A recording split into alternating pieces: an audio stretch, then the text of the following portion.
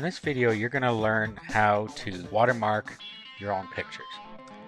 All you have to do is download a program called paint.net, and there's a link to that in the resources document. Once you do that, you just find a picture that you have the rights to, and then you can watermark it with any message you want. I'm going to go ahead and open a picture. All we do is we can either do File and Open, or we can use this symbol right here. So I'll click on that. And I've now imported the picture. Now if you have a caption you want to put on here, it's very simple to do. All you have to do is go up to Layers and click Add a New Layer. Then over on this side, you can right click. Then over on this side, down at the bottom, you just go down here and you click on Properties and just give it a name for your layer. Call it Watermark or whatever you want to call it.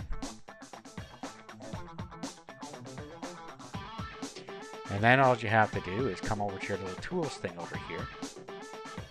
Pick the text. And then over here are your colors. So you want to pick the color that you want your text to be. And you can use the wheel here just by clicking in the wheel. Or you can click More. And then you can set the red, green, blue over here by moving these around. Or you can just key in the hex code down here. Actually, let's switch this to white. Now all you have to do is set your transparency level, and you can do this right here. And we can make it more transparent by moving it down this way. Okay, so let's click over here, and then let's put our text in here that we want on here.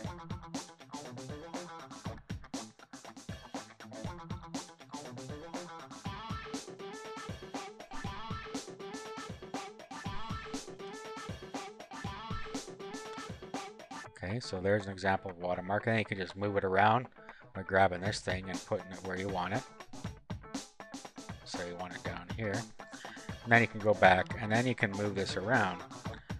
Move it back and forth, and you see how it becomes more or less transparent. Okay, so there's our watermark. Okay, now all you have to do is save it, so just click Save here, and you'll pick a location on your computer to save it. And then you can give it another name if you want. Now, you can either save it as a paint.net, it'll save it as a project file, or you can save it as a picture file right away.